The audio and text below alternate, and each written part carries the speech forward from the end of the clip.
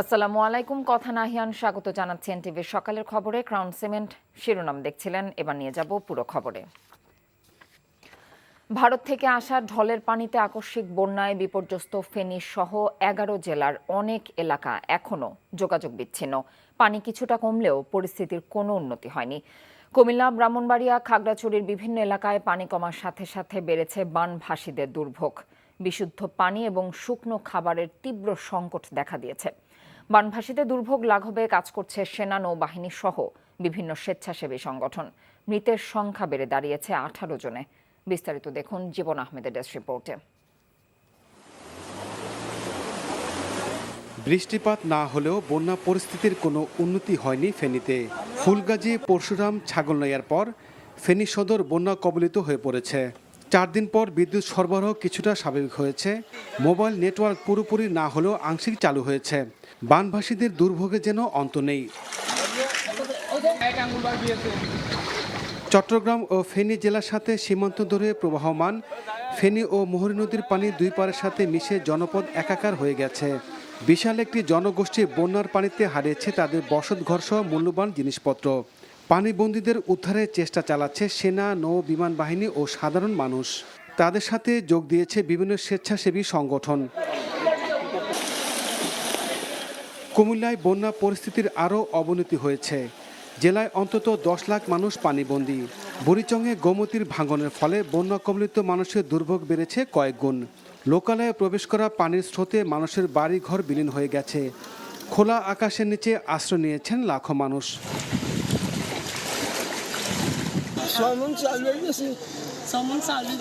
একটা কাপড় বার করে যাইতেছেন কই? যাইতে আছি মিয়ার বাজার থেকে খবর লইতে আছি যে কিছু পানি কমছে কিনা। বৃষ্টিপাত না হওয়ায় মৌলভীবাজারের 4টি নদীর পানি কমতে শুরু করেছে। এতে করে জেলায় বন্যা পরিস্থিতির কিছুটা উন্নতি হলেও পানিতরে প্লাবিত হচ্ছে নতুন নতুন এলাকা। বন্যা কবলিত এলাকার বিভিন্ন সামাজিক সংগঠন ত্রাণ নিয়ে গেলেও পর্যাপ্ত নৌকা না থাকায় দুর্গম এলাকায় পৌঁছাতে পারছেন না। দুর্গত এলাকায় খাদ্য ও বিশুদ্ধ পানির সংকট দেখা দিয়েছে। সরকারি মানুষ নাই, নৌকা কই, নৌকা দিয়ে মানুষের আনতেই নিতে হয়। রান্না করে কিছু খাবার নিয়ে এসেছিলাম বন্টন করার জন্য, কিন্তু এখানে এসে দেখি যাতায়াত কোনো ব্যবস্থা নেই। বন্যায় চট্টগ্রামের বেশি ক্ষতি হয়েছে হাটহাজারী ও ফটিকছড়ির বিস্তীর্ণ এলাকা। হালদা নদীর একাধিক স্থানে ভাঙনের মুখে জনবসতি, হাসপাতাল, স্কুল, কলেজ সহ বিভিন্ন গুরুত্বপূর্ণ স্থাপনা। দীর্ঘ সময়ে এত বড় বন্যা দেখেনি এলাকার মানুষ। যদি সম্ভব হয় আরো টিম এখানে কাজ করার জন্য বাড়ানোর জন্য প্রয়োজন, আরো 2 থেকে 4টা স্পিড বোটের প্রয়োজন। এখানে প্রচন্ড করে পানি বাড়তেছে। আলোকদিয়া সল্লাতে অনেক পরিবার এখন আটকা আছে, কিছু মসজিদ এবং মাদ্রাসায় দোতলা ছাদের উপরে আছে। নোয়াখালীতে কমতে শুরু করেছে বন্যার পানি। বিভিন্ন অভ্যন্তরীণ সড়ক ও বাসা বাড়িতে পানি জমে থাকলেও মূল সড়ক থেকে পানি নামতে শুরু করেছে।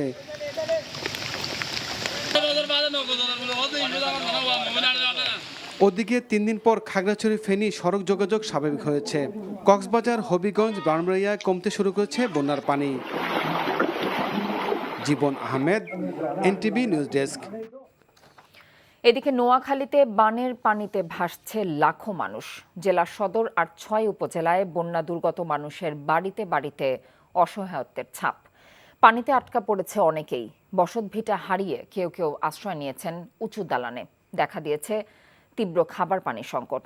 আনোয়ার হোসেন মিলনের ক্যামেরায় নিয়ামুল আজিজ সাদেকের রিপোর্ট। নোয়াখালীর একলাশপুরের পানিবন্দী পরিবারদের একটি টানা 3 দিনের বেশি সময় ধরে উজানের ঢল অতিবৃষ্টিতে ঘরবন্দি এই মানুষগুলো। আমাদের বাড়িতে পানি উঠে গেছে, আমরা এখানে নিয়ে আশ্রয় নিতেছি। আমাদের ঘরের মধ্যে পানি উঠে গেছে, মাটির ঘর আর কি, ওখান থেকে আমরা আপাতত এখানে উঠছি আর কি। বেশিরভাগ এলাকায় সড়ক ও বাড়িঘর 4 থেকে 5 ফুট পানির নিচে তলিয়ে গেছে। নিরুপায় হয়ে লোকজন স্কুল, মাদ্রাসা সহ আশপাশের উঁচু ভবনে আশ্রয় নিয়েছে। বেশিরভাগ ফসলের জমি তলিয়ে গেছে, যোগাযোগের সকল পথও বন্ধ। কয়েকটি স্বেচ্ছাসেবী সংগঠন থেকে কিছু পরিমাণ ত্রাণ দেওয়া হয়েছে, তবে তা যথেষ্ট নয় বলে মনে করছে স্থানীয়রা। মানুষের খুবই দুর্বিষহ অবস্থা, বিশেষ করে মানুষ অনেকেই গৃহবন্দী হয়ে আটকা আছে। রান্না বান্না খাওয়া কত সমস্যা হইতেছে। নোয়াখালীর বেগমগঞ্জ, চৌমুহনী, একলাশপুর বিভিন্ন এলাকা এখনো পানির নিচে তলিয়ে আছে। স্থানীয়রা চাইছেন প্রশাসন ও স্বেচ্ছাসেবীদের প্রচেষ্টায় নোয়াখালীর এসব দুর্যোগ দ্রুত কেটে যাবে। অভুক্ত মানুষ, পানিবন্দী পুরো এলাকা। নোয়াখালীর বিস্তীর্ণ এলাকাগুলো এভাবেই পানির নিচে তলিয়ে আছে। নেই সড়ক, নেই মহাসড়ক, নেই কোনো ধরনের প্রার্থনা ঘর। যে মানুষগুলো এতদিন যাতায়াত করছেন সবকিছু স্থবির। নোয়াখালী যেন এখনো ক্রান্তিকাল অতিক্রম করছে। Niamul Aziz Sadik, NTV news, Eklashpur, Noakhali. পানি কিছুটা কমলেও ফেনীর বিস্তীর্ণ এলাকা এখনো পানির নিচে। যোগাযোগ না থাকায় বেশিরভাগ এলাকার মানুষ খাবার ও পানির ভয়াবহ সংকটে রয়েছে। হেলিকপ্টারে করে দুর্গম এলাকায় উদ্ধার এবং ত্রাণ বিতরণ করেছে র্যাব। তবে অধিক ত্রাণের গাড়ির জন্য স্থবির হয়ে পড়েছে ঢাকা চট্টগ্রাম মহাসড়ক। জামাল হোসেনের ক্যামেরায় আরো জানাচ্ছেন নূর হোসেন। চোখের সীমানায় কেবলই থই থই পানি। তলিয়ে আছে গ্রাম, শহর, দোকানপাট, বাজার হাট। তলিয়ে আছে নলকূপ কিংবা শৌচাগার, সবই। আলাদা করে বোঝার উপায় নেই ঠিক কি ছিল কোন এলাকায়। ভেসে গেছে সাধের বসত ভিটা, তলিয়ে গেছে চেনা বাড়ির উঠোন। তিল তিল করে গড়ে তোলা মাছের ঘের এখন ঢলের দখলে। ফেনী সদর, ছাগলনাইয়া, ফুলগাজী, পরশুরামের বিস্তীর্ণ জনপদই এখন কান্নার কারণ। উপর থেকে দেখা যায় নিচে দাঁড়িয়ে সহায়হীন মানুষের মুখ। এক মুঠো শুকনো খাবার আর পানির আশায় বাসার ছাদে হাহাকার বানবাসীদের। হেলিকপ্টার দিয়ে দুর্গত এলাকায় দিনভর ত্রাণ বিতরণ করে র্যাবের সদস্যরা। ত্রাণ নিতে হুমড়ি খেয়ে পড়ে মানুষ। পানিবন্দী থেকে উদ্ধার করা হয়েছে গর্ভবতী নারীসহ শিশু ও বৃদ্ধকে। স্মরণকালের ভয়াবহ বন্যায় তলিয়ে গেছে ফেনী সহ আশেপাশে বেশ কয়েকটি জেলা। এই এলাকার মানুষের কি অবস্থা সেটি জানাও একেবারে দুষ্কর। নূর হোসেন, এনটিভি নিউজ, ফেনী। নির্বাচন এবং প্রয়োজনীয় সংস্কারের রোডম্যাপ ঘোষণা করতে অন্তর্বর্তীকালীন সরকারের প্রতি দাবি জানিয়েছে বিএনপি। দলের মহাসচিব মির্জা ফখরুল ইসলাম আলমগীর বলেছেন, দ্রুততম সময়ের মধ্যে নির্বাচন না হলে ছাত্র জনতার আন্দোলনের সুফল ব্যাহত হবে। সার্বিক বিষয়ে সরকারকে রাজনৈতিক দলগুলোর সাথে সংলাপে বসারও আহ্বান জানিয়েছেন তিনি। ইমরুল হাসানের রিপোর্ট। সেই নির্বাচনে 5ই আগস্ট স্বৈরাচার শেখ হাসিনা সরকারের পতনের পর প্রথমবারের মতো নির্বাচন ও রাষ্ট্র সংস্কারের ইস্যুতে সরাসরি মুখ খুললেন বিএনপির মহাসচিব। এ বিষয়ে অন্তর্বর্তীকালীন সরকারের কাছে সুস্পষ্ট বক্তব্য দাবি করেন তিনি। আমরা দেখতে চাই যে প্রধান উপদেষ্টা তিনি অতি দ্রুত জনগণের সামনে তিনি কি করতে চান তা উপস্থাপন করবেন, একটা রোড ম্যাপ দিবেন যে কিভাবে তিনি অতি দ্রুত একটা নির্বাচনের ব্যবস্থা করবেন, কিভাবে তিনি প্রয়োজনীয় সংস্কারগুলো ঘটিয়ে এবং নির্বাচনের ব্যবস্থা করবেন। তা না হলে এই উদ্দেশ্য, সেই উদ্দেশ্য সম্পূর্ণ ব্যাহত হবে। কারণ the final authority is the people. সেটা কিভাবে আসবে? সেটা অবশ্যই একটা নির্বাচিত পার্লামেন্টের মধ্য দিয়ে তাদের মাধ্যমে সেটাকে আসতে হবে, এর কোনো বিকল্প নেই। সুতরাং কয়েকজন ব্যক্তি একটা সংস্কার করে দেবেন এটা আমি বিশ্বাস করি না। রাজনৈতিক দলগুলোর সাথে আলোচনায় বসার আহ্বানও জানান তিনি। রাজনৈতিক দলগুলোর সঙ্গে এখন পর্যন্ত এই সরকারের সত্যিকার অর্থে কোনো এজেন্ডা ভিত্তিক কোনো আলোচনা হয়নি। রাজনৈতিক দলগুলোর সঙ্গে আলোচনা করে একটা কিভাবে একটা নির্বাচন অতি দ্রুত করা যায় এবং সেই প্রয়োজনীয় সংস্কার করা যায় সেটা নিয়ে এই ইন্টারিম গভর্নমেন্ট কাজ করবেন বলে আমরা প্রত্যাশা করি। ক্ষমতায় গেলে রাষ্ট্র সংস্কারে বিএনপির দেয়া 31 দফা বাস্তবায়নের প্রতিশ্রুতি দেন মির্জা ফখরুল। বলেন, প্রতি বিপ্লবের বিষয়ে সচেতন থাকতে হবে। যে সমস্ত ব্যক্তিরা হাসিনার পাশে থেকে, হাসিনার সঙ্গে থেকে তার দোসর হয়ে তারা মানুষের উপর নির্যাতন নিপীড়ন করেছে, লুটপাট করেছে, দেশের পাচার করে দিয়েছে, তাদেরকে আমরা আশেপাশে দেখতে চাই না। ইতিমধ্যে যে চক্রান্ত রকম কথাবার্তা উঠে আসছে মানুষের মধ্যে, সেগুলোকে যেন আপনার প্রতিহত করা যায়, সেগুলোকে পরাজিত করে এই বিপ্লবের চেতনাকে যেন আমরা সমুন্নত রেখে একটা গণতান্ত্রিক বাংলাদেশের দিকে যেন এগিয়ে দিতে পারি, সেই বিষয়টা তাদেরকে সবসময় স্মরণ রাখতে হবে। সাবেক প্রধানমন্ত্রী কাজী জাফর আহমেদের স্মরণ সভায় বিএনপির মহাসচিব বলেন, বিএনপি বন্যা কবলিত মানুষের পাশে আছে, থাকবে। Imrul Hasan, NTV news, Dhaka. পৃথক হত্যা মামলায় সাবেক প্রধানমন্ত্রী শেখ হাসিনার বেসরকারি শিল্প বিনিয়োগ বিষয়ক উপদেষ্টা সালমান এফ রহমান, সাবেক আইনমন্ত্রী আনিসুল হক এবং সাবেক সেনা কর্মকর্তা জিয়াউল হাসানকে 5 দিন করে 10 দিনের রিমান্ড মঞ্জুর করেছেন আদালত। আর সাবেক সমাজ কল্যাণ মন্ত্রী ডক্টর দীপু মনিকে 4 দিন এবং সাবেক চিফ হুইপ আসম ফিরোজকে 7 দিনের রিমান্ড মঞ্জুর করা হয়। পুলিশের 10 দিন করে রিমান্ড আবেদনের প্রেক্ষিতে ঢাকা মেট্রোপলিটন ম্যাজিস্ট্রেট মোহাম্মদ জসিমের আদালত আসামিদের বিরুদ্ধে এই রিমান্ড মঞ্জুর করেন। মইদুল ইসলামের রিপোর্ট। শনিবার বিকেল থেকেই রাজধানী পুরান ঢাকার সিএমএম আদালত প্রাঙ্গণে নিরাপত্তার জন্য মোতায়েন করা হয় সেনা ও পুলিশ সদস্য। সন্ধ্যা 7টার দিকে সালমান এফ রহমান, আনিসুল হক ও জিয়াউল আহসানকে তোলা হয় আদালতে। লালবাগ ও নিউ মার্কেট থানার পৃথক দুটি হত্যা মামলায় 10 দিন করে রিমান্ড আবেদন করে পুলিশ। শুনানি শেষে 5 দিন করে এই 3 আসামির প্রত্যেকের বিরুদ্ধে 10 দিনের রিমান্ড মঞ্জুর করেন আদালত। আর রাজধানীর বাড্ডা থানায় হত্যা মামলার ডাক্তার দীপু মনিকে 4 দিনের রিমান্ড মঞ্জুর করা হয়। এছাড়া রাজধানীর ভাটারা থানার হত্যা মামলা জাতীয় সংসদের সাবেক চিফ হুইপ আসমা ফিরোজের 7 দিনের রিমান্ড মঞ্জুর করেন আদালত। এই 2 মামলায় সালমান এফ রহমান এবং আনিসুল হক এবং আয়নাগরের কারিগর জিয়াউল হাসান এদের বিরুদ্ধে এই 2 মামলায় 5 দিন 10 দিনের রিমান্ড মঞ্জুর করেন। দীপু মনি জামিনের প্রার্থনা করেন। বিজ্ঞ আদালত উভয় পক্ষের বক্তব্য শোনার পর এই আসামির বিরুদ্ধে 4 দিনের রিমান্ড মঞ্জুর করেন। তার সঙ্গে এই আসম ফিরোজ প্রত্যক্ষ এবং পরোক্ষভাবে জড়িত, তার পক্ষে আদালতে উপস্থিত আইনজীবী তার রিমান্ড বাতিলপূর্বক জামিনে প্রার্থনা করেন। বিজ্ঞ আদালত উভয় পক্ষের বক্তব্য শুনে এই আসামির বিরুদ্ধে 7 দিনের রিমান্ড মঞ্জুর করেন। রিমান্ড মঞ্জুর হওয়া এই 5 আসামি আদালতে ন্যায় বিচার পাবে বলেন আশাবাদ তাদের আইনজীবীদের। বিজ্ঞ আদালত হচ্ছে মানুষের আস্থা এবং বিশ্বাসের জায়গায় এবং সর্বশেষ আশ্রয়স্থল হচ্ছে আদালতের জায়গা। ইনভেস্টিগেশন এবং তদন্তে যদি কোনো বেরিয়ে আসে সম্পৃক্ত, তাহলে আমরা বলতে পারবো সে দোষী। তার আগ পর্যন্ত তাকে অপরাধী বলা যাবে না। এদিকে ভারতে পালাতে গিয়ে বিজিবির হাতে আটক সাবেক বিচারপতি AHM শামসুদ্দিন চৌধুরী মানিককে আদালতে হাজির করা হলে তাকে কারাগারে পাঠানোর নির্দেশ দেন সিলেট মহানগর হাকিম আলমগীর হোসেন। এ সময় বিক্ষুব্ধ আইনজীবীরা আসামিকে ঘিরে বিক্ষোভ করেন এবং কেউ কেউ তার দিকে ডিম এবং জুতা ছুঁড়ে মারেন। মইদুল ইসলাম, NTV নিউজ, ঢাকা। ভারতে পালানোর সময় গ্রেফতার সাবেক বিচারপতি AHM শামসুদ্দিন চৌধুরী মানিককে সিলেট MAJ ওসমানী হাসপাতালে ভর্তি করা হয়েছে। গত রাতে তাকে কারাগার থেকে এনে হাসপাতালে ভর্তি করা হয়। সফল অস্ত্রোপচার শেষে তিনি সুস্থ রয়েছেন বলে জানিয়েছেন চিকিৎসকরা। শুক্রবার রাতে কানাইঘাট উপজেলার দনা সীমান্ত এলাকা দিয়ে ভারতে যাবার চেষ্টাকালে শামসুদ্দিন চৌধুরী মানিককে গ্রেফতার করে বিজিবি।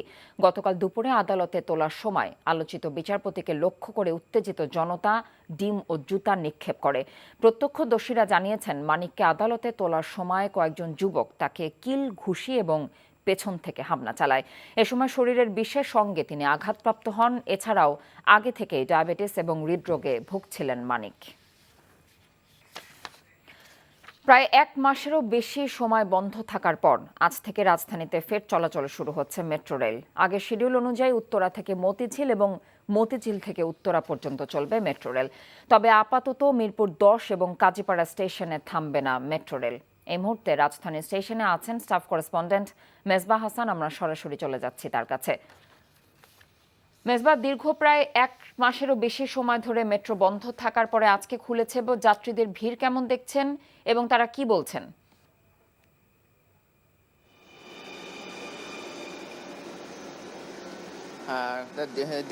37 দিন পরে আসলে মেট্রো রেলের এই যাত্রা শুরু। এই 37 দিনের পর কিন্তু আজকে মেট্রো স্টেশন খুলে দিয়েছে। আমরা কয়েকটি স্টেশন ঘুরে দেখেছি। আসলে 7:10 মূলত উত্তরা থেকে যাত্রা দিয়াবাড়ি যে স্টেশন আছে এখান থেকে যাত্রা শুরু হয়। তারপর কিন্তু মেট্রো রেল চলছে তার নিয়ম করে, কিন্তু আসন্ন সকাল থেকে সেইভাবে আমরা যাত্রী দেখতে পাইনি। তবে বেলা বাড়ার সাথে সাথে কিন্তু যাত্রী বাড়বে বলে মেট্রো কর্তৃপক্ষের সাথে আমরা কথা বলে জানতে পেরেছি। এছাড়া দীর্ঘ 37 দিন যাবৎ কিন্তু এই মেট্রো রেল বন্ধ ছিল এবং আছে উত্তরা স্টেশনে এখানে এই মাত্র একটি ট্রেন কিন্তু ছেড়ে গেল, কিন্তু ট্রেনে আমরা কয়েকটি ট্রেন ইতিমধ্যে দেখেছি মেট্রো রেল, কিন্তু সে আশানুরূপ যাত্রী কিন্তু আমরা দেখতে পাইনি এবং স্টেশনগুলোতে তেমন ভিড়ও আমরা লক্ষ্য করিনি। তবে বেলা বাড়ার সাথে সাথে কিন্তু এই ভিড়টা বাড়তে পারে। একটু জানিয়ে রাখি, সকাল 7:10 থেকে 9টা পর্যন্ত যে সকল যাত্রীরা মেট্রো রেলে যাতায়াত করবেন তারা কিন্তু শুধুমাত্র এমটি পাস যেটা আছে সেটি দিয়ে যাত্রা করতে পারবেন। 9টার পর থেকে মূলত টিকিট কেটে যাত্রীরা যাতায়াত করতে পারবেন। সেই জন্য হয়তো বা এই যাত্রী কম আছে বলে আমাদেরকে কর্তৃপক্ষ জানিয়েছে এবং টিকিট কেটে যখন জনসাধারণ সবাই চলাফেরা করতে পারবেন সেক্ষেত্রে যাত্রী। আমরা জানছিলাম মেট্রো রেল চলাচলের খবর। ফোনে আড়ি পেতে নাগরিকদের ব্যক্তিগত গোপনীয়তা খর্বকারী রাষ্ট্রীয় সংস্থা এনটিএমসি বন্ধ করা সহ মত প্রকাশের স্বাধীনতার সাথে সাংঘর্ষিক সকল আইন বিলুপ্ত করার দাবি জানিয়েছেন নাগরিক সমাজের প্রতিনিধিরা। শনিবার রাজধানীতে রাষ্ট্র সংস্কার বিষয়ে এক নাগরিক সংলাপে বক্তারা এসব কথা বলেন। মিজান রহমানের রিপোর্ট। আড়িপাতা, গোপনীয়তার অধিকার ও বাকস্বাধীনতা শিরোনামে রাজধানীর কারওয়ান বাজারে সিভিল রিফর্ম গ্রুপ এক নাগরিক সংলাপের আয়োজন করে। ছাত্র জনতার গণ অভ্যুত্থানের পর রাষ্ট্রীয় বিভিন্ন সংস্কার বিষয়ে পরামর্শ তুলে ধরে বক্তারা বলেন, একদলীয় স্বৈরাচারী শাসন ও ফ্যাসিবাদ কায়েমে যেসব আইন ও সংস্থা ব্যবহার হয়েছে সেসব বন্ধ করতে হবে। কিন্তু কিছু কিছু প্রতিষ্ঠান আছে যেগুলো ঢেলে সাজানোর কোনো অর্থ হয় না। জোনাল সাকি বলে গেছেন যে এনটিএমসিকে নজরদারি করার জন্য কমিশন করতে হবে, আবার আরেকটা কমিশন করে সেটিকে আবার একই দশার মধ্যে ফেলে সেটি করা হবে। কাজে আমি আসলে মহিউদ্দিন সাহেবের সাথে একমত, এনটিএমসির কোনো প্রয়োজন নেই। রাষ্ট্রীয় নিরাপত্তা, কার নিরাপত্তা, কতগুলো নিরাপত্তার জায়গাতে তারা বাংলাদেশকে রক্ষা করেছে, এরকম কোনো রেকর্ড আছে কিনা? স্বৈরাচার শেখ হাসিনার শাসনামলে গুম নির্যাতনের শিকার হওয়া অনেকে সংলাপে অংশ নিয়ে বলেন, ভোটাধিকার, গণতন্ত্র, মানবাধিকার বিষয়ে রাষ্ট্রের সংস্কার খুব জরুরি।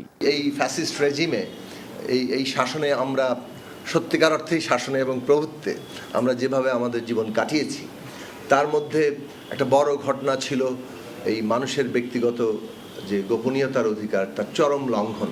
ডিজিএফআই আমাকে প্রায় ডাকতেন, একদিন বললেন যে নাম্বার 1, আমি তাদের থেকে শিখলাম এবং আমি আন্ডারওয়ার্ল্ডের সাথে কাজ করতাম বিচিত্রাতে সাংবাদিক থাকার সময়, যেখান থেকে আমার মনে হয়েছে যে সরকারটি মাফিয়া সরকার ছিল। রাষ্ট্রীয় নিরাপত্তার অজুহাত তুলে বিভিন্ন পেশার মানুষের ফোনে আড়িপাতা, ব্যক্তিগত গোপনীয় ছবি ও ভিডিও চুরি করা এবং পরবর্তীতে স্বার্থ হাসিল করতে সেসব দিয়ে ব্ল্যাকমেলিং করাকে রাষ্ট্রীয়ভাবে পৃষ্ঠপোষকতা দেওয়া হয়েছে অভিযোগ বক্তাদের। আমাকে গুম করা হয় হচ্ছে 20 সালের 5ই মে। এই এনটিএমসি ধরেন যে কথার কথা, আই ডেফিনেটলি বিলিভ যে এনটিএমসি, ডিওটি এগুলোকে বন্ধ করতে হবে। Definitely digital security act, cyber security act, by the way আমাকে ডিজিটাল সিকিউরিটি একটা মামলা দেওয়া হয়। দুঃখ পেয়েছি দেখে যে গত কয়েকদিন ধরেও কিন্তু এরকম মামলাগুলো আবার হচ্ছে। যখন আমরা বাক স্বাধীনতার কথা বলছি তখন একটু কনসিস্টেন্ট হওয়া উচিত, তাই না? ব্রিটিশ আমলের জিনিস, নতুন স্বাধীনতার কথা বলছি, ব্রিটিশ আমলের জিনিসগুলো টেনে আনছি, ওগুলো নিয়ে মামলা করছি, এগুলো হওয়া উচিত না। ফ্যাসিস্ট শেখ হাসিনার বিরুদ্ধে ছাত্র জনতার রক্তে অর্জিত বিজয় যেন বেহাত না হয় সেজন্য সবাইকে সতর্ক থাকার পরামর্শ আলোচকদের। Mizan Rahman, NTV news, Dhaka. এই ছিল সকালের খবরে। এই খবরের ভিডিও সহ আপডেট জানতে ভিজিট করুন এনটিভি অনলাইন www.ntvbd.com। এছাড়াও এনটিভির জনপ্রিয় সব অনুষ্ঠান ও খবরের আপডেট জানতে ভিজিট করুন আমাদের ইউটিউব এবং ভেরিফাইড ফেসবুক পেজ। এতক্ষণ সাথে থাকার জন্য ধন্যবাদ সবাইকে।